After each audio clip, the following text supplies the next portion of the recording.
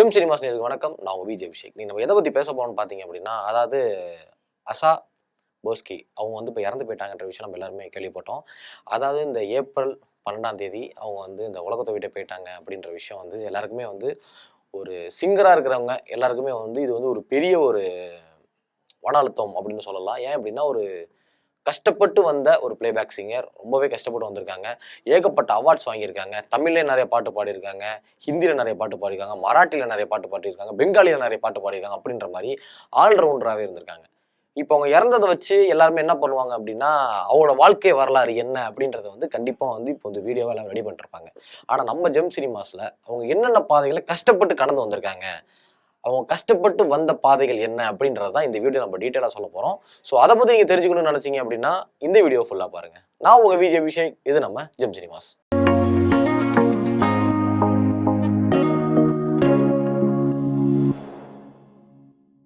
இவங்க பார்த்தீங்க அப்படின்னா, இவங்க மகாராஷ்டிராவை சேர்ந்தவங்க. இவங்க பார்த்தீங்க அப்படின்னா, செப்டம்பர் மாசம் 8ஆம் தேதி 1993ல பொறந்திருக்காங்க. அதாவது எப்படி சொல்றது அப்படின்னா, இவங்களுக்கு கூட பொறந்தவங்க மொத்தமா பார்த்தீங்கன்னா 3 சிஸ்டர்ஸ் அப்புறம் ஒரு பிரதர். ஓகேங்களா? இவங்க ஓரளவு ரிச் ஃபேமிலி அப்படின்னே சொல்லலாம். அதாவது இவங்களோட அப்பா அந்த காலத்திலேயே தியேட்டர் வச்சிருந்திருக்காங்க. அதாவது தீனத் மங்கேஷ்கர் இவர் அவங்க அப்பாவோட பேரு. அவங்க பார்த்தீங்க அப்படின்னா, அந்த காலத்திலேயே தியேட்டர் வச்சு நல்ல ஒரு வெல் செட்டில்டாவே வாழ்ந்திருக்காங்க. ஆனா அதுக்கப்புறம் பார்த்தோம் அப்படின்னா, அவங்களோட பிசினஸ் லாஸ்க்காகவும், அதுக்கப்புறம் பார்த்தீங்கன்னா கொஞ்சம் குடிபோதைக்கு அடிமையானதுனால, அவங்களோட ஃபேமிலி ரொம்பவே கீழ டவுன் ஆயிடுறாங்க. ரொம்ப ஏழ்மையான ஒரு நிலைமைக்கு போயிடுறாங்க. இவங்க முக்கியமா பார்த்தோம் அப்படின்னா, யாரோட சிஸ்டர்ன்னு பார்த்தீங்க அப்படின்னா, லதா மங்கேஷ்கர். இவங்களோட சிஸ்டர் தான். கூட பொறந்த தங்கச்சி அப்படின்னே சொல்லலாம். லதா மங்கேஷ்கர் அதுக்கப்புறம் இவங்க பொறந்திருக்காங்க. அதுக்கப்புறம் ஒரு சிஸ்டர்ஸ் இருக்காங்க. அதுக்கப்புறம் ஒரு பிரதர் இருக்காங்க. சரிங்களா? இவங்கள பார்த்தோம் அப்படின்னா, அவங்களுமே ஒரு சிங்கர், இவங்களும் ஒரு சிங்கர். இவங்க 2 பேருமே ஃபேமிலில one of the famous singer அப்படின்னே சொல்லலாம். அதாவது குடும்பமே மியூசிக் பத்தின ஒரு குடும்பம் அப்படின்றது. அதாவது இவங்க ஆரம்பத்திலேயே இவங்க பட்ட கஷ்டம் என்னன்னு பார்த்தீங்க அப்படின்னா, அதாவது இவங்க வீட்ல படிக்க வைக்கிறதுக்கு கூட வசதி இல்லாத அளவுக்கு மாறியிருக்காங்க. அதாவது அவங்க வீட்ல அவங்க அக்கா லதா அவங்க மட்டும் தான் ஸ்கூலுக்கு போயிட்டு இருந்திருக்காங்க. அதுக்கப்புறம் பார்த்தீங்க அப்படின்னா, இவங்களுக்கு ஆசை இவங்களுக்கும் ஒரு ஆசை வந்திருக்கு. என்னன்னா நம்மளும் ஸ்கூலுக்கு போகணும், நம்மளும் நிறைய விஷயம் கத்துக்கணும் அப்படின்ற ஒரு ஆசை வந்திருக்கு. இது விஷயமா நம்மளால ஃபேமிலில கேட்கவும் முடியாதுன்னு சொல்லி இவங்க அக்காட்ட போய் கேட்டிருக்காங்க. இந்த மாதிரி நம்ம ஸ்கூல்ல என்ன போய் விடுங்க. நானும் உங்க கூட ஸ்கூலுக்கு வரேன்க்கா அப்படின்றத இவங்க லதாட்ட போய் கேட்டிருக்காங்க. ஆனா அவங்க நீ தேவையில்லாத வேலை பார்க்குற. நம்ம வீட்ல என்னைய மட்டும் தான் படிக்க வைக்க தான் காசு இருக்கு. இப்ப நீ என் கூட ஸ்கூலுக்கு வந்த அப்படின்னா, இது நல்லா இருக்காது. இப்ப என் படிப்பும் நல்லா ஸ்பாயில் ஆயிடும் அப்படின்னு சொல்லி அப்பவே ஒரு வார்னிங் குடுத்திருக்காங்க. ஆனா இவங்க ஆசா ரொம்பவே ஃபோர்ஸ் பண்ணிருக்காங்க. நானும் வருவேன் அப்படின்றத அடம் பிடிச்சிருக்காங்க. அதுக்கப்புறம் இவங்க 2 பேருமே ஒண்ணாவே ஸ்கூலுக்கு போயிருக்காங்க. அப்போ ஸ்கூலுக்கு போனதுக்கு அப்புறம் அங்க இருக்கிற டீச்சர் என்ன பண்ணிட்டாங்க அப்படின்னா, என்ன ஒரு ஃபீஸ் கட்டி 2 பேரும் வரீங்க அப்படின்னு சொல்லி 2 பேருமே திட்டி அடிச்சு கிளாஸ் விட்டு வெளில அனுப்பிச்சிடுறாங்க. கிளாஸ் விட்டு வெளில அனுப்பிச்சதுக்கு அப்புறம் அடி வாங்கினதுனால 2 பேருமே அழுதுகிட்டே வீட்டுக்கு வந்திருக்காங்க. வீட்டுக்கு வந்ததுக்கு அப்புறம் தான் அவங்க அப்பா மங்கேஷ்கர் என்ன கேட்டிருக்காரு அப்படின்னா, என்னாச்சு எதுக்கு அழுதுட்டு இருக்கீங்க அப்படின்னு சொல்லி கேட்டப்போ உண்மையை ரிவீல் பண்றாங்க. இந்த மாதிரி 2 பேருமே போனோம், இந்த மாதிரி அடிச்சிட்டாங்க அப்படின்னு சொன்னோன்னே, எது அடிச்சிட்டாங்களா? அடிச்சிட்டாங்க அப்படின்னா இந்த மாதிரி அசிங்கப்படுத்திட்டாங்க. இனிமேல் நீங்க 2 பேருமே ஸ்கூலுக்கே போகக்கூடாது அப்படின்ற மாதிரி ஒரு ஒரு கண்டிப்பு ஒண்ணு போட்டுறாங்க. அதனாலேயே பார்த்தீங்க அப்படின்னா, லதா அவர்களுக்கும் ஆஷா அவர்களுக்கும் சின்ன வயசுல இருந்தே ஒரு மாதிரி ஃபயர் ஆயிருக்கு அப்படின்றது நமக்கு நல்லாவே தெரியுது. அதாவது பார்த்தோம் அப்படின்னா, அந்த அளவுக்கு ஒரு ஏழ்மையான குடும்பத்துல இருந்து இவங்க ஸ்கூலுக்கு போகணும்னு ஆசைப்பட்டதே இவங்களால கரெக்டா பிடிக்க முடியல. ஸ்கூலுக்கே கரெக்டா போக முடியல அப்படின்றது இந்த ஒரு கஷ்டத்தை ஆரம்பத்திலேயே இவங்க பட்டிருக்காங்க அப்படின்னு சொல்லலாம். அதுக்கப்புறம் எல்லாருக்குமே ஒரு சந்தேகம் ஒண்ணு வந்திருக்கும். அதாவது மங்கேஷ்கர்ன்னு நீங்க சொல்றீங்க. இப்போ அவங்க அக்கா லதா மங்கேஷ்கர் அப்படின்னு சொல்றீங்க. இவங்க எப்படி ஆஷா போஸ்கே ஆனாங்க அப்படின்ற ஒரு சந்தேகம் எல்லாருக்குமே இருக்கும். அதாவது இது எப்படின்னு பார்த்தீங்க அப்படின்னா, 10 வயசுலயே பார்த்தீங்க அப்படின்னா, ஆஷா அவர்கள் மராட்டியில ஒரு சாங் ஒண்ணு பாடியிருக்காங்க. இந்த பாட்டு ஒரு நல்லாவே ஒரு ஹிட் ஆயிருக்கு அப்படின்னே சொல்லலாம். அதே 16 வயசுல லதா அவர்கள் ரொம்பவே ஃபேமஸ் ஆயிருக்காங்க அவங்களோட ஏரியால. அதாவது ஃபேமஸ் ஆனதுக்கு ஏரியானா அவங்க ஸ்டேட்ல. அதாவது பார்த்தீங்கன்னா நார்த் ஸ்டேட்ல ரொம்பவே ஃபேமஸ் ஆயிருக்காங்க. ஒரு நல்ல ஒரு சிங்கர் அப்படின்ற ஒரு பேருமே லதா அவர்களுக்கு கிடைச்சிருக்கு ஆரம்பத்திலேயே. ஆஷா அவர்கள் அப்பதான் சின்னதா மராட்டி சாங் ஆரம்பிச்சாலும், லதா அவர்கள் ஒட்டுமொத்தமாவே அவங்க ஒரு மாதிரி ஃபேம் ஆயிருக்காங்க. அப்படி லதா ஃபேம் ஆயிருக்கிறப்போ அவர் கூடயே ஒருத்தர் டிராவல் பண்ணிட்டு இருக்காரு. அவரு பேர் தான் என்ன பார்த்தீங்க அப்படின்னா கங்காதர் போஸ்கே. இவர் யாருன்னு பார்த்தோம் அப்படின்னா செக்ரட்டரி அப்படின்னு சொல்றாங்க.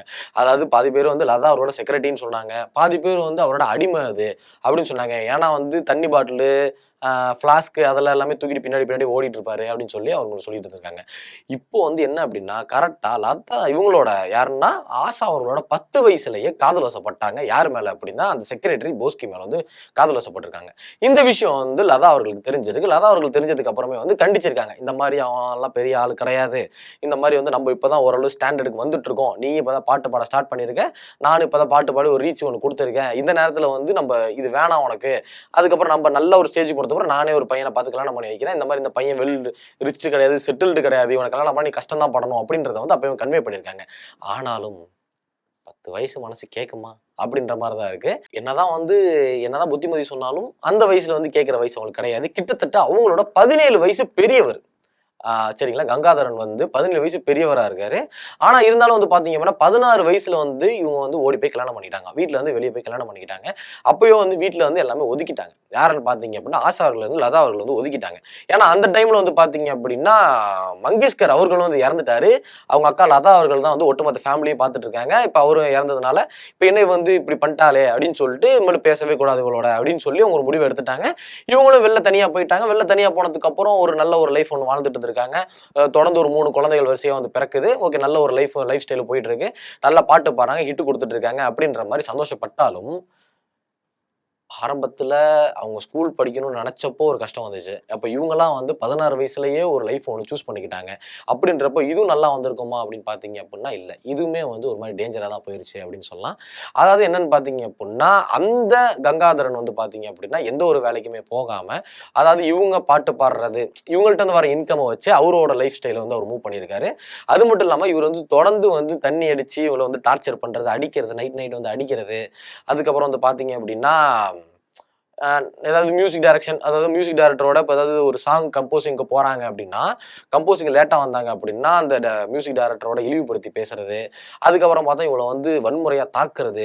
ஒரு சில டைம்ல எல்லாமே வந்து அப்ப அந்த டைம்ல வந்து ஒரு நாளைக்கு 6 பாட்டு பாடுவாங்களாம். இப்போ 6 பாட்டு பாடுறதுன்றது ஈஸி. இப்போ வந்து கிட்ட ஒரு நாளைக்கு வந்து 10 பாட்டு கூட சிங்கர்ஸ் பாடுவாங்க. ஆனா அந்த காலத்துல வந்து 6 பாட்டு பாடுறதுன்றது ரொம்பவே கஷ்டம். ஏன்னா அப்பனா ட்ராக் கிடையாது. இப்போ வந்து ஒரு ட்ராக் வந்து ஒரு 6 ட்ராக் போட்டு வச்சிடுறாங்க, ஒரு 10 ட்ராக் போட்டு வச்சிடுறாங்க அப்படின்னா அந்த பாட்டுக்கு ஏத்த மாதிரி அந்த ட்ராக் ஏத்த மாதிரி பாடிட்டு இருப்பாங்க. இதே அப்போ அப்படின்னா அப்பதான் அந்த ட்ராக்கும் போடுவாங்க, அப்பதான் அந்த நம்ம வாய்ஸும் எடுக்கணும், அப்பதான் அந்த வோக்கல்ஸும் எடுக்கணும், அப்பதான் அந்த ரிதமும் பிடிக்கணும். அப்படின்றப்போ ஒரு நாளைக்கு 6 பாட்டுன்றது தொண்டைக்குன்றா கவ்வி போயிடும். அந்த அளவுக்கு ரொம்பவே கஷ்டமான ஒரு வேலை. ஆனா அவங்க ஹஸ்பண்டோட வற்புறுத்தல்னால ஒரு நாளைக்கு எடுத்துட்டு 6 பாட்டு கிட்ட பாடியிருக்காங்க. அப்பவே அவங்க கஷ்டப்பட்டு தான் இருந்திருக்காங்க. அதுக்கப்புறம் மியூசிக் டைரக்டரோட வெளில போயிட்டு வந்தாங்க. அதாவது மியூசிக் டைரக்ஷன் ஒரு கம்போசிங் போயிட்டு வந்தாங்க அப்படின்னா தப்பா பேசுறது, ஒரு ஒரு குறிப்பிட்ட டைம்ல எல்லாமே அவங்க வந்து ஒரு கண்ணாடி போட்டே வெளில சுத்துவாங்களாமா. அப்ப இருக்கிற எல்லாரும் மக்கள்லாம் பார்த்துட்டு என்ன சொன்னாங்க பாத்தீங்கன்னா, இப்பதான் ஃபேமஸ் ஆச்சு, அதுக்குள்ள பாத்தீங்கன்னா கண்ணாடி போட்டு சுத்துது அப்படின்ற மாதிரி அவங்க பேசியிருக்காங்க. ஆனா உண்மையான ரீசன் என்னன்னு பாத்தீங்க அப்படின்னா அவங்க ஹஸ்பண்ட் வந்து அவங்களை அடிச்சு கண்ணெல்லாம் வீங்கி போனதுக்குனால ஓகே வெளியே தெரியக்கூடாது அப்படின்ற ரீசனுக்காக கண்ணாடி போட்டு போனதா நிறைய தகவல் எல்லாமே வந்திருக்கு. அதாவது கல்யாணம் பண்ணி போன இடத்துலயும் பிறந்த இடத்துலயுமே அவங்க கஷ்டப்பட்டு தான் வளர்ந்துருக்காங்க. கல்யாணம் பண்ணி போன இடத்துலயுமே அவங்க ரொம்ப கஷ்டப்பட்டு தான் வந்திருக்காங்க. அதுக்கப்புறம் தான் வந்து அவங்களோட வாழ்க்கையில ஃபுல்லாவே வந்து என்ன பண்றது அப்படின்றது சுத்தமா தெரியாம அதுக்கப்புறம் 1960ல வந்து இவங்க வந்து டிவோர்ஸ் பண்றாங்க. இவங்க எப்ப கல்யாணம் நடந்துச்சுன்னு பாத்தீங்க அப்படின்னா 1949ல ஒரு கல்யாணம் நடந்திருக்கு. அதுக்கப்புறம் 1960ல வந்து ஐயா அப்பா போதும்டா சாமி அப்படின்ற மாதிரி இவங்க வந்து அவங்களுக்கு டிவோர்ஸ் கொடுத்துட்டு வெளியே வந்துடுறாங்க. வெளியே வந்ததுக்கு அப்புறம் ஓகே ஒன்னா மறுபடியும் ஃபேமிலியில வந்து அக்செப்ட் பண்ணிக்கிறாங்க. ஏன்னா என்னதான் இருந்தாலும் வந்து காக்கைக்கும் தன் குஞ்சு பொன் குஞ்சு அப்படின்னு இருப்பாங்கல்ல, அந்த மாதிரி வந்து தன்னோட தங்கச்சி ஏதோ ஒரு வழி மாதிரி போயிட்டா ஓகே இதுக்கப்புறம் அவன் நார்மலா ஆயிடுவா அப்படின்னு சொல்லிட்டு மறுபடியும் வந்து இவங்க என்ன பண்றாங்க அப்படின்னா வீட்டுக்குள்ள வந்து சேர்த்துக்கிறாங்க. அப்புறம் வீட்டுல இருந்துகிட்டே அவங்க பாட்டு கிளாஸ் போறது, அதுக்கப்புறம் பாட்டு பாட போறது அப்படின்னு சொல்லி ஓரளவு நல்லாவே மூவ் பண்ணிட்டு இருக்காங்க. அதுக்கப்புறம் தான் வந்து எப்படி சொல்றது அப்படின்னா அப்போ வந்து லதா அவர்கள் வந்து அந்த இண்டஸ்ட்ரியில வந்து ஒரு பெரிய ஒரு சிங்கரா இருக்காங்க. அதாவது அவங்க தான் ஹீரோயின்ஸ்க்கு எல்லாமே பாட்டு பாடுறது அவங்க தான். இப்ப எப்படி சொல்றது அப்படின்னா இப்ப அந்த காலத்துல உள்ள பாட்டு அப்படின்னா வில்லனுக்கு எல்லாம் ஒரு பாட்டு இருக்கும், காமெடி எனக்கு ஒரு பாட்டு இருக்கும், ஹீரோயினுக்கு ஒரு பாட்டு இருக்கும்ல, அந்த மாதிரி லதா அவர்கள் வந்து அப்பத்துல இருந்து ஹீரோயினுக்கு மட்டும்தான் அவங்க பாட்டு பாடியிருக்காங்க, வேற யாருக்குமே பாட்டு பாடுறது கிடையாது. அதே மாதிரி வந்து இவங்க ஆஷா வந்து பாத்தீங்க அப்படின்னா எந்த லீடுக்குமே பாட்டு கொடுக்கும், சும்மா பின்னாடி வந்து பேக்ரவுண்ட்ல வந்து கோரஸ் பாடுவாங்கல்ல, அந்த மாதிரி சான்ஸ் தான் கிடைச்சிட்டே இருக்கு. அதனால இவங்களுக்கு என்ன பண்றது அப்படின்றது அவங்களுக்கு தெரியல. அதுக்கப்புறம் தான் வந்து அவங்களோட டீச்சர் ஒருத்தர் சொல்லியிருக்காரு, இந்த மாதிரி நீ வந்து கர்நாடிக் மட்டும் பண்ண அப்படின்னா அது வந்து செட் ஆகாது, ஸோ நீ வந்து ஃபியூஷன் சாங் வந்து எடுக்கணும், அதுக்கப்புறம் பார்த்தா நிறைய ஹிந்தி சாங்ஸ் வந்து நீ ட்ரை பண்ணணும் அப்படின்னு சொன்னதுனால ஃபியூஷன் சாங்ஸுக்கும் ஹிந்தி சாங்ஸுக்கும் இவங்க ரெகுலரா வந்து என்ன பண்றாங்க அப்படின்னா ப்ராக்டிஸ் பண்ண ஸ்டார்ட் பண்றாங்க. தென் அதுக்கப்புறம் பாத்தீங்க அப்படின்னா கர்நாடிக்கை தாண்டி வெறிய நிறைய மியூசிக் வந்து கத்துக்கணும் அப்படின்னு சொல்லி அந்த லைஃப் வந்து ஸ்டார்ட் பண்றாங்க. அதாவது பொதுவாக இவங்களோட வேலை வந்து என்ன மாதிரி இருக்குன்னு பார்த்தீங்க அப்படின்னா, அதை கோரஸ் பின்னாடி கோரஸ் வந்து பாடிட்டு இருக்காங்க. கோரஸ் பாடி முடிச்சதுக்கப்புறம் எல்லா டேரக்டர்ஸ்ட்டுமே போயிட்டு கெஞ்சுவாங்களாம் ஓப்பனா. எனக்கு ஒரு சான்ஸ் கொடுங்க, நான் ஒரு பாட்டு பாடுறேன், எனக்கு ஒரு சான்ஸ் கொடுங்க, நான் ஒரு பாட்டு பாடுறேன் அப்படின்ற மாதிரி எல்லார்ட்டையுமே கெஞ்சிக்கிட்டே இருப்பாங்க அப்படின்னு சொல்லி ஒரு சில தகவல் எல்லாமே வந்திருக்கு. அதாவது சினிமாவை பொறுத்த வரைக்குமே வந்து பார்த்தோம் அப்படின்னா கெஞ்சினா தான் வந்து எல்லாமே நடக்கும் அப்படின்றது உண்மைதான். ஏன்னா யாருமே நமக்கு வாய்ப்பு கொடுக்க மாட்டாங்க. முடிஞ்ச அளவுக்கு யாராவது நம்ம பார்க்குறோம் அப்படின்னா கண்டிப்பா வந்து நம்ம காலிலே விழுந்துடணும் அந்த மாதிரி ஒரு ஸ்டேட்மெண்ட்ல தான் வந்து இண்டஸ்ட்ரி இருக்கு இல்லையா? அதனாலே வந்து ஆஷா போஸ்கி வந்து பார்த்தோம் அப்படின்னா ரெகுலரா வந்து எல்லா மியூசிக் டேரக்டருமே கெஞ்சுறது, எனக்கு ஒரு வாய்ப்பு கொடுங்க, நான் ஒரு பாட்டு பாடுறேன் அப்படின்ற மாதிரியே கேட்டுட்டு இருந்திருக்காங்க. அதுக்கப்புறம் தான் இவங்களுக்கு வந்து ஓபி நாயர் அப்படின்னு சொல்லி ஒரு மியூசிக் டைரக்டர் வந்து இன்ட்ரோடியூஸ் ஆகுறாரு. அதாவது அந்த டைம்ல வந்து ஒரு ஃபேமஸான ஒரு மியூசிக் டைரக்டரா இருக்காரு அவரு. அதாவது இவங்க வந்ததுக்கு அப்புறம் இவங்க 2 பேரோட காம்பினேஷன்ல இவருக்கு வந்து நிறைய ஒரு சாங்ஸ் எல்லாமே கொடுக்குறாங்க. அந்த சாங்ஸ் எல்லாமே சூப்பர் டூப்பர் ஹிட் ஆகுது. அதாவது இவங்க 2 பேரோட காம்போ வந்து பயங்கரமா ஃபிக்ஸ் ஆகுது. அதே மாதிரி இவங்களோட வாய்ஸ் வந்து எல்லாருமே ரிஜிஸ்டர் ஆக ஆரம்பிக்குது. அதுக்கப்புறம் தான் வந்து ஆஷா போஸ்கி அப்படின்றவங்க வந்து ஒரு ஆள் இருக்காங்க அப்படின்ற விஷயம் வந்து எல்லாருக்குமே வெளியே தெரிய ஆரம்பிக்குது. அதுக்கப்புறம் வந்து பார்த்தோம் அப்படின்னா, அதாவது ஏற்கனவே வந்து டிவோர்ஸ் ஆயிட்டு மறுபடியும் இங்க வந்திருக்காங்க. அதுக்கப்புறமா வந்து பார்த்தோம் அப்படின்னா இந்த நாயர் இவங்கள ஓபி நாயர் அவரு கூட வந்து ஒரு லவ் வந்து ஒரு கனெக்ஷன் வந்து ஸ்டார்ட் ஆகுது. அது வந்து பார்த்தோம் அப்படின்னா அந்த லவ் கனெக்ஷன் வந்து நெக்ஸ்ட் லெவல் ஆஃப் ஒரு இதுக்கு வந்து டிரான்ஸ்ஃபர் ஆகுது. ஏன்னா ஏற்கனவே இவங்களுக்கு வந்து ஒரு 3 குழந்தை இருக்கு. ஆனா ஓபி நாயர் அவர்களுக்கு வந்து ஏற்கனவே வந்து கல்யாணம் ஆகி அவங்களுக்கு வந்து 2 குழந்தைகள் இருக்காங்க. அப்படின்னு இருக்கிறப்போ தென் இந்த ஒரு ரிலேஷன்ஷிப் வந்து மறுபடியும் அடுத்த ஒரு கட்டத்துக்கு போகுது. அதாவது என்ன அப்படின்னா இவங்க ஆல்ரெடி வந்து ஒரு டிவோர்ஸ் ஆனதுக்கு அப்புறம் லதா அவங்களோட வந்து சேர்ந்து அவங்க ஃபேமிலியோட இருக்காங்க. மறுபடியும் லதா அவர்களுக்கும் இவங்களுக்கும் சண்டை வர ஆரம்பிக்குது. என்னென்ன சண்டை வருதுன்னு பாத்தீங்க அப்படின்னா, அதாவது வந்து ஏற்கனவே நீ ஒரு தப்பு பண்ணிட்ட, உடனே நான் வீட்டுக்குள்ள சேர்த்துட்டேன், ஆனா ரிப்பீட்டடா நீ அதே தப்பு வந்து பண்ற, முன்னாடி பண்ணதாவது பரவாயில்ல, ஒரு பிச்சைக்காரனோ ஒரு ஒன்றதுக்கு ஆகாதவனை நீ வந்து கல்யாணம் பண்ண, ஆனா இப்ப ஏற்கனவே கல்யாணம் இருக்கிற வந்து நீ வந்து கல்யாணம் பண்ணணும்னு நினைக்கிறேன், இது வந்து ரொம்ப தப்பு அப்படின்னு சொல்றாங்க. ஆனா முன்னாடி பண்ண அதே தப்ப மறுபடியும் இவங்க பண்ணிட்டாங்க. என்ன பண்ணிட்டாங்க அப்படின்னா நைட்டோட நைட்டா ட்ரெஸ் அவங்க குழந்தைங்க 3 பேரையும் கூட்டிட்டு ஒரு தனி வீடு வந்து பார்த்துட்டு இருந்தாங்க. அங்க வந்து லிவ் இன் ரிலேஷன்ஷிப்ல வந்து இவங்க வந்து வாழ்ந்துட்டு இருக்காங்க. லிவ் இன் ரிலேஷன்ஷிப் அப்படின்னா இப்போ நம்ம சொன்னோம் அப்படின்னா லிவ் இன் தானே அப்படின்ற மாதிரி இருக்கும். ஆனா அந்த காலத்துல வந்து லிவ் இன் ரிலேஷன்ஷிப் அப்படின்னு இருந்தோம் அப்படின்னா அது வந்து ஒரு கெட்ட வார்த்தை மாதிரி தான். அதுக்கப்புறம் வந்து பார்த்தோம்னா இந்த விஷயங்கள் வந்து ஓபி நாயர் அவங்க வீட்டுக்கு தெரியுது. ஓபி நாயர் அவர்கள் வந்து அவங்க ஒய்ஃப் வந்து டிவோர்ஸ் பண்றதுக்காக ரொம்பவே வந்து போராடிட்டு இருக்காரு. ஆனா ஒய்ஃப் என்ன சொல்லிட்டாங்க அப்படின்னா இல்ல டிவோர்ஸ் எல்லாம் கொடுக்கல, நீ எப்படி வேணா இருந்துட்டு போ, எனக்கு பிரச்சனை கிடையாது, அது எனக்கு 2 குழந்தைங்க இருக்காங்க, அவங்களோட லைஃப் நான் பார்க்கணும், அதனால வந்து நான் இதெல்லாம் பண்ண மாட்டேன், நீ வந்து உன் விருப்பப்படி நீ எங்க இருக்கணுமோ அங்க இரு, ஆனா ஒய்ஃபா நான் தான் இருப்பேன், என் குழந்தைங்க என்னோட பையனா இருப்பாங்க அப்படின்ற மாதிரி அவங்க சொல்லிட்டாங்க. ஏன்னா அதுவும் அவங்க சொல்றதும் ஒரு இதை கரெக்டா தான் தோணுது. என்ன அப்படின்னா இப்படி இருக்காங்க அப்படின்றப்போ இந்த ஃபெமினிசம்லாம் அப்ப கிடையாதுல்ல. அதனால வந்து ஓகே இப்போ ஒரு பெரியாளோட ஒய்ஃபா இருக்கும் அப்படின்னா கண்டிப்பா வந்து நம்ம அவங்களுக்கு கொஞ்சம் கட்டுப்பட்டு தான் போகணும் அப்படின்றதுனால இவருக்கும் வந்து இது வந்து ஒரு பிளஸ்ஸா போயிருச்சு. ஓகே தான் அப்படின்ற மாதிரி இவங்களும் வந்து அந்த வீட்டுல இருக்கிற மாதிரி இங்கேயும் அங்கேயும் 2 பேரும் சேர்ந்து மாறி மாறி வந்துட்டு இருக்காங்க. அதுக்கப்புறம் பார்த்தோம் அப்படின்னா சின்ன சின்னதா சண்டைகள் வந்து இவங்களுக்குள்ள வர ஆரம்பிக்குது. எதனால வந்து பார்த்தோம் அப்படின்னா ஒய்ஃப் இருக்கிறதுனாலயே சம்திங் ஒரு சண்டை, ஒரு சின்ன சின்ன மிஸ் அண்டர்ஸ்டாண்டிங் வந்துட்டு இருக்கு. ஒரு நாள் என்ன ஆயிடுச்சு அப்படின்னு பார்த்தா ஓபி நாயர் வந்து ஆஷா அவர்களோட பொண்ணை வந்து கை நீட்டி அடிச்சிடுறாரு. அடிச்சதுக்கு அப்புறம் தான் வந்து இந்த சண்டை வந்து கொஞ்சம் பெரியதா மாறுது. அதுக்கு முன்னாடி ஒரு சின்ன கருத்து வேறுபாடுகள் இருக்குன்னு நான் சொல்லியிருந்தேன். என்ன கருத்து வேறுபாடுகள் பாத்தீங்க அப்படின்னா, அதாவது ஓபி நாயர் இவரோட பையனுக்கும் பொண்ணுக்கு வந்து கல்யாணம் ஆகிற அளவுக்கு வயசு வந்துருச்சு. கிட்டத்தட்ட ஓபி நாயர்ன்றவர் வந்து ரொம்ப வயசானவர். இப்படி இருக்கிறப்போ உங்களோட பையனுக்கும் பொண்ணுக்கு வந்து கல்யாணம் ஆகிற வயசு வந்துருச்சு அப்படின்றப்போ என் பையனுக்கு வந்து மருமகளும் வரப்போறாங்க, இந்த டைம்ல வந்து நான் உன் கூட இருந்தா அது வந்து செட் ஆகாது அப்படின்னு சொல்லி அவர் வந்து மூவ் ஆன் ஆக ட்ரை பண்றாரு. அதனால கருத்து வேறுபாடுகளும் வந்துட்டு இருந்துச்சு. இப்போ இந்த பொண்ணு அடிச்சதுனால இனிமேல் நீ எனக்கு வேணாம் அப்படின்றத வந்து ஓபி நாயரை தூக்கி போட்டுட்டு இவங்க பெண்கள் அவங்களோட குழந்தைங்களுக்காக வாழ ஆரம்பிக்கிறாங்க. யாருன்னு பாத்தீங்கன்னா ஆஷா போஸ்லி வந்து அவங்க குழந்தைங்களுக்காக வாழ வந்து ஸ்டார்ட் பண்றாங்க. இதுக்கப்புறம் வந்து அவங்க வந்து அடுத்தடுத்த மூவி சான்ஸ், அடுத்தடுத்த பாட்டு அப்படின்னு சொல்லி முன்னோக்கி போகணும் அப்படின்றத நினைச்சு முன்னோக்கி போயிட்டே இருக்காங்க. கிட்டத்தட்ட 14,000 பாடல்களை வந்து இவங்க வந்து பாடியிருக்காங்க. அதாவது சின்ன சின்ன சாங்ஸ், ஹீரோ ஹீரோயின் இல்லாம அதை செகண்ட் ஹீரோயின் அப்படின்ற மாதிரி சின்ன சின்ன சாங்ஸ் எல்லாமே இவங்க வந்து பண்ணிட்டு இருக்காங்க. இவங்க லைஃப்லயே வந்து ஒளிவட்டமா வந்தது யாருன்னு பாத்தீங்கன்னா எஸ்டி பர்மன். இவர் தான் வந்து இவங்க லைஃபுக்கு வந்து ஒளிவட்டமா வந்திருக்காரு. அதாவது ஏ கிரேட்ல யார் இருக்கான்னு பாத்தீங்க அப்படின்னா இவனோட அக்கா வந்து லதா மங்கேஷ்கர் இருக்காங்க. பி கிரேட்ல வந்து ஆஷா போஸ்கி இவங்க வந்து 2வது கிரேட்ல இருக்காங்க. அதாவது ஹீரோயின்ஸ்க்கு மெயின் லீடுக்கு வந்து அவங்க அக்கா பாடிட்டு இருக்காங்க. இந்த செகண்ட் ஹீரோயினுக்கு எல்லாமே வந்து இவங்க பாடிட்டு இருக்காங்க. அப்படின்றப்போ இந்த பிடி பர்மன் அவங்க கூட சேர்ந்ததுக்கு அப்புறம் இவங்களுக்கு வந்து நிறைய சாங்ஸ் வந்து வரதுக்கு வந்து கிடைக்குது.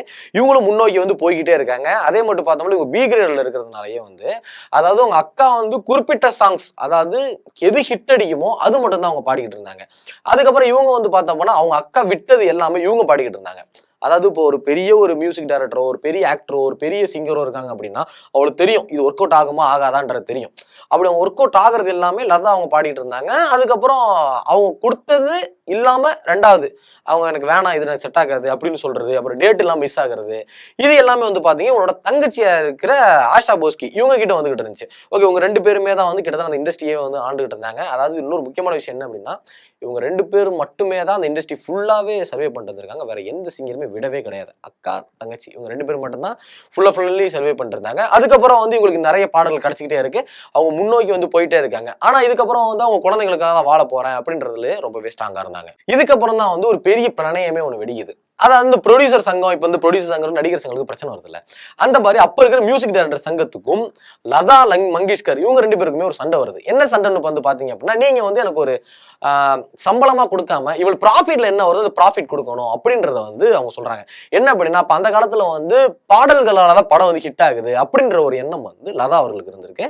அதனால வந்து என்ன சொல்றாங்க அப்படின்னா, நான் பாடுற பாட்டுனாலதான் உங்களுக்கு வந்து படம் வருது அப்படின்றத வந்து யாருன்னா முகமது ரஃபீக் இவர்கிட்ட வந்து பார்த்தோம் அப்படின்னா இந்த ஒரு பிரச்சனை வந்து மூவ் ஆகுது. அவர்கிட்ட என்ன சொல்றாங்க அப்படின்னு பார்த்தோம்னா, இந்த மாதிரி நீங்க வந்து என்ன பண்றீங்க அப்படின்னா, ப்ராஃபிட் எனக்கு கொடுங்க, இனிமேல் நான் வந்து பாட்டுக்கெல்லாம் காசு வாங்க மாட்டேன், ப்ராஃபிட் நான் காசு வாங்குவேன் அப்படின்னு சொல்லி ப்ராஃபிட்டுக்கு வந்து காசு வாங்குறாங்க. அதுக்கப்புறம் பார்த்தோம்னா இந்த பிரச்சனையில வந்து இவங்க ஆஷா போஸ்கி வந்து அவங்க அக்கா சைடு நிப்பாங்க அப்படின்னு பாத்தீங்க அப்படின்னா இல்ல, அவங்க வந்து முகமது ரஃபி சைடு வந்து நின்றுட்டாங்க. இதனால வந்து 2 பேருக்குள்ள மறுபடியும் இந்த பிரச்சனை வந்து ஒரு பெரிய பிரச்சனையை வெடிச்சு நடுவுல ஒரு பெரிய செவுரு மாதிரியே கட்டிட்டாங்க அப்படின்னு சொல்லலாம். அக்கா தங்கச்சிக்குள்ள பிரச்சனை பெருசா வெடிச்சிருச்சு. அதுக்கப்புறம் பார்த்தோம் அப்படின்னா இந்த முகமது ரஃபீக் அப்படின்னு யாருன்னு பாத்தீங்க அப்படின்னா அந்த சைடுல வந்து ஒரு பெரிய சிங்கர் அப்படின்னு சொல்லலாம்.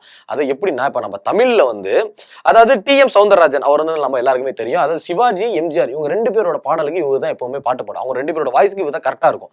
அப்படிங்கிறதுனால இதே மாதிரி இங்க எப்படி டி.எம். சௌந்தரராஜன் இருக்காரோ அந்த மாதிரி அவங்க இண்டஸ்ட்ரியில வந்து பாத்தீங்கன்னா முகமது ரஃபீக் சார், அதாவது வந்து பாத்தீங்க அப்படின்னா அந்த காலத்துல இருக்கிற திலீப் குமார், ராஜ்குமார் அவங்க எல்லாருக்குமே வந்து இவரு தான் வந்து பாட்டு பாடிட்டு இருக்காரு. இப்போ வந்து இவங்க லதா அவர்களுக்கும் இவங்களுக்கு சண்டை வந்ததுனால முகமது ரஃபீக் பாடுற எல்லா பாட்டுக்குமே வந்து ஆஷா போஸ்கி இவங்க தான் வந்து பாட்டு பாடணும் அப்படின்ற மாதிரி அவர் வந்து ஒரு ஆர்டர் போட்டாரு. எங்களுக்கு வந்து காம்போ நல்லா இருக்கு அப்படின்னு சொல்லிட்டாங்க. அதுக்கப்புறம் தொடர்ந்து இவங்க பாடின பாட்டு எல்லா பாட்டுமே சூப்பர் டூப்பர் ஹிட் ஆகுது. அவங்க வந்து எப்படி செகண்ட் ஹீரோயினுக்கும் அந்த 2ஆம் கட்டத்துல வர நடிகர்கள் பாடிட்டு இருந்தாங்களே, அவங்க இப்போ வந்து நெக்ஸ்ட் கட்டத்துக்கு மூவ் ஆயிட்டாங்க. அடுத்த கட்டத்துக்கு மூவ் ஆகி ஹீரோயின்ஸ்க்கு எல்லாமே பாட ஆரம்பிச்சிட்டாங்க. அவங்களோட புகழ் வந்து கொடி கட்டி பறந்துச்சு அப்படின்னு சொல்லலாம். இந்த விஷயத்தினால லதா அவங்களுக்கும் இவங்க லதா அவர்களுக்கும் ஆஷா போஸ்கி அவர்களுக்கும் நிறைய வாட்டி சண்டை வந்திருக்கு. ஒரு சின்ன ஒரு பொறாமை, ஒரு முன்கோபம் எல்லாமே இருந்தது அப்படின்னு சொல்லிக்கிறாங்க. இதுக்கப்புறம் தான் அவங்க வாழ்க்கையில இன்னொரு பிரச்சனை வந்து உள்ள வருது. அதாவது எஸ்டி பர்மான்னு சொல்லியிருந்தோம்ல, இதுக்கு முன்னாடி வந்து இவங்களுக்கு ஒரு வாழ்க்கை சன்ஷைனா ஒருத்தர் இருந்தாரு அப்படின்னு சொல்லிட்டு அவரோட பையன் ஆர்டி பர்மா இவர் வந்து ஒரு படம் ஒன்று பண்ண போறதாகவும் அந்த படத்துக்கு அதாவது மியூசிக் டைரக்ஷன் பண்ண போறதாகவும் அதுக்கு வந்து நீங்க பாடணும் அப்படின்னு சொல்லி இவரோட முன்னாள் உங்களோட வாழ்க்கையில தூக்கி விட்ட எஸ்டி வர்மா சொன்னதுனால இவங்க வந்து ஆர்டி வர்மா இவங்க கிட்ட வந்து போறாங்க. அவங்க கிட்ட போனதுக்கு அப்புறம் அதாவது ஒரு புது மியூசிக் டைரக்டர் இவர் என்ன பண்ண போறாரு அப்படின்னு சொல்லி அவங்க சொல்றதுங்க கன்சிடரே பண்ணல. அவங்க என்ன சொல்றாங்களோ அதை மட்டும் கேட்டு சும்மா கேஷுவலா வந்துட்டு இருந்தாங்க. அப்போ அவங்க பாடின ஒரு பாட்டு பட்டி தொட்டி எல்லாமே பரவிருச்சு அப்படின்னு சொல்லலாம். அந்த பாட்டு பேர் என்னன்னு பாத்தீங்க அப்படின்னா, அதாவது வந்து தின்கிடி மந்தி அப்படின்னு சொல்ற இந்த பாட்டு அந்த டைம் ஃபுல்லாவே ஒரு பயங்கரமான ஒரு ஹிட். அதாவது ஆர்டி பர்மா வந்து எப்படி மாதிரி ஆயிட்டாரு அப்படின்னா அந்த அப்போ இருக்கிற ஏஆர் ரகுமானாவே அவர் மாறிட்டாரு. ஒரு செம்மையான ஒரு ஹிட் கொடுத்ததுக்கு அப்புறம் அந்த லைஃப் சேஞ்சிங் மூவ்மெண்ட் அப்படின்னு சொல்லுவாங்கல்ல, அந்த மாதிரி ஒரு லைஃப் சேஞ்சிங் மூவ்மெண்ட் வந்து அவங்களுக்கு கிடைச்சிருச்சு. அந்த பாட்டு வந்து ஒரு பயங்கரமான ஹிட் கொடுத்துருச்சு. அவங்க யாரு அப்படின்றத அவங்க ரிட்டன் ப்ரூவ் பண்ணிக்கிட்டே இருந்தாங்க. அதே மாதிரி வந்து பார்த்தோம் அப்படின்னா டைரக்டர் கிஷோர், ஆர்டி வர்மா, அப்புறம் வந்து இவங்க ஆஷா போஸ்கி கிஷோர், ஆர்டி வர்மா, ஆஷா போஸ்கி இவங்க 3 பேரோட காம்போ வந்து மக்கள் எல்லாருமே பிடிக்க ஆரம்பிச்சிச்சு.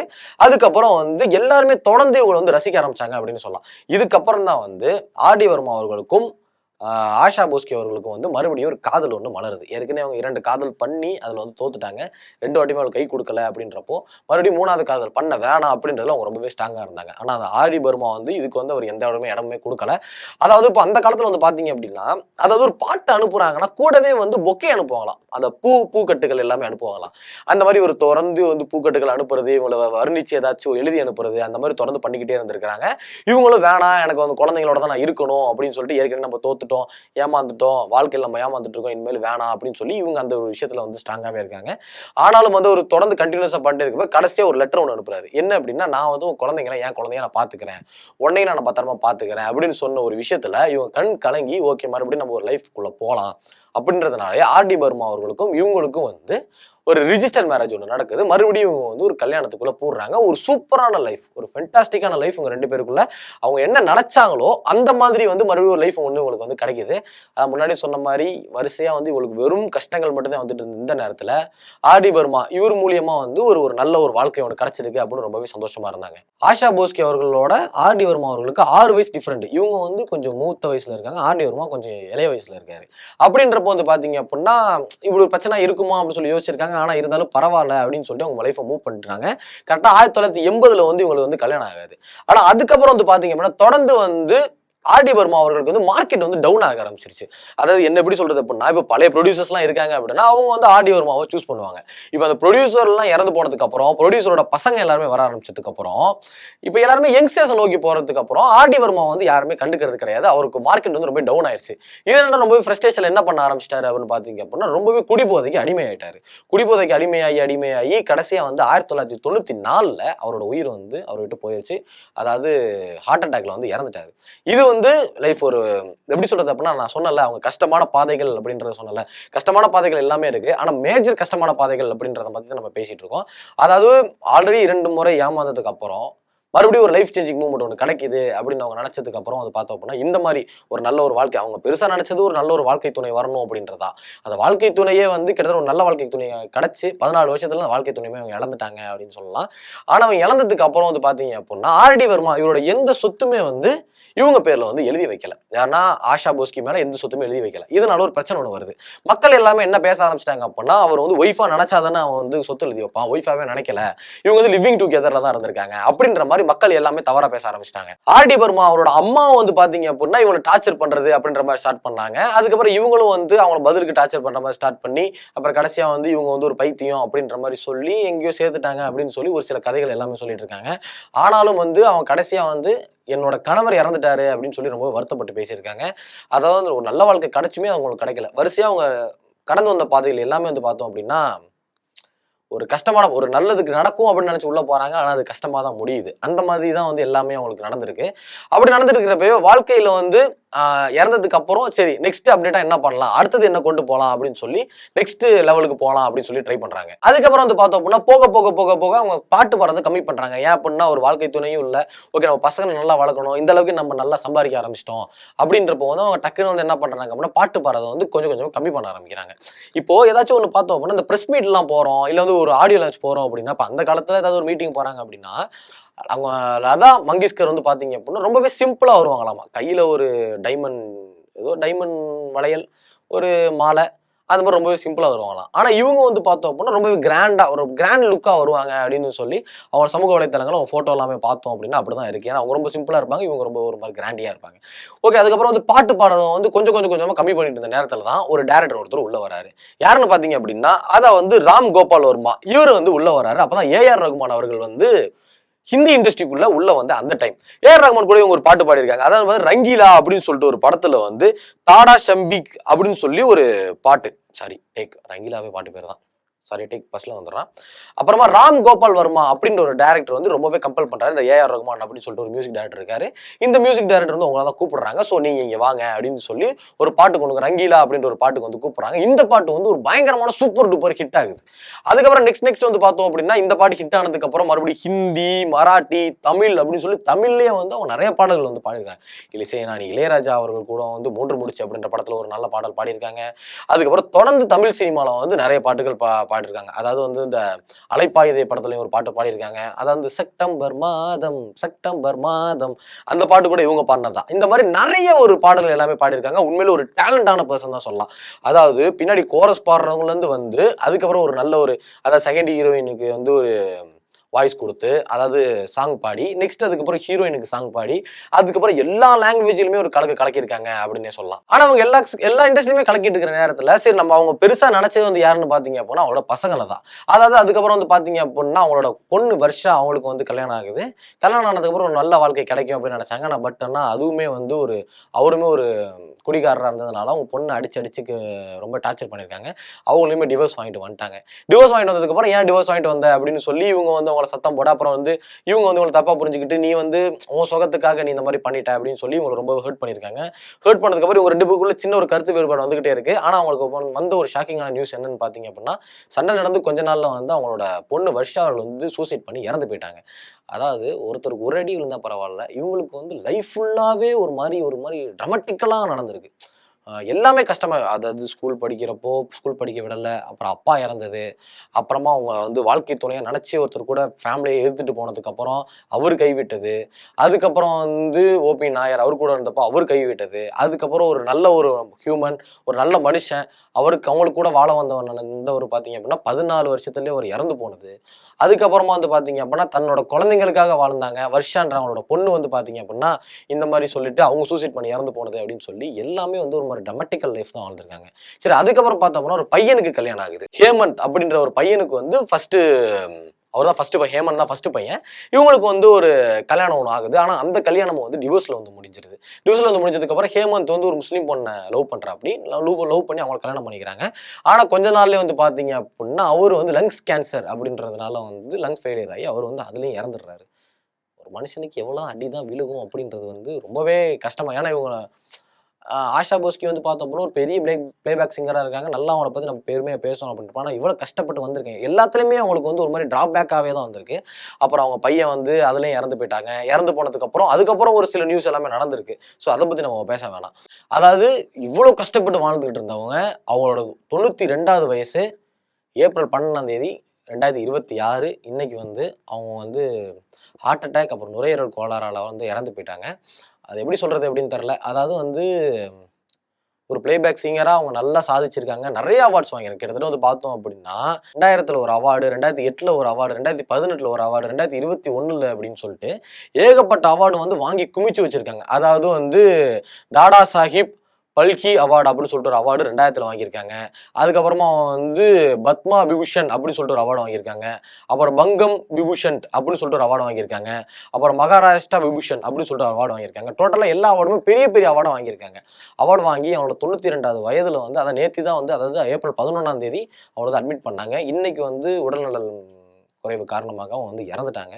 ஸோ வந்து ஒரு முழுமையா சாதிச்ச ஒரு ஹியூமன், அதாவது முழுமையா சாதிச்ச ஒரு பெண்மணி அப்படின்னு சொல்லலாம். அவங்களோட ட்ரீம்ல அவங்க நல்லாவே சாதிச்சுட்டாங்க. ஆனாலும் அவங்க லைஃப்ல எவ்வளோ கஷ்டங்கள தாண்டி வந்திருக்காங்க. அதாவது வந்து அவங்க இன்னும் கஷ்டங்கள தாண்டி வந்திருக்காங்க. ஆனா மெயினா நம்ம உடைஞ்சு விழுவுற ஒரு பையன் உடைஞ்சு விழுகுறது அப்படின்னா ஏமாற்றத்துல உடைஞ்சு விழுவான். அப்புறம் நம்ம கூடவே இருக்கிறவங்க துரோகம் பண்ணா உடைஞ்சு விழுவான். அதுக்கப்புறம் வந்து பார்த்தோம் அப்படின்னா நம்ம நம்பி ஒருத்தவங்க இருப்போம். அவங்க வந்து நம்மள பத்தி தப்பா பேசினா உடைஞ்சு விழுவாங்க. அந்த மாரி ஏதாச்சும் ஒருத்தருக்கு இருந்தா பரவாயில்ல. இவங்க டோட்டலா எல்லாமே இருந்திருக்காங்க.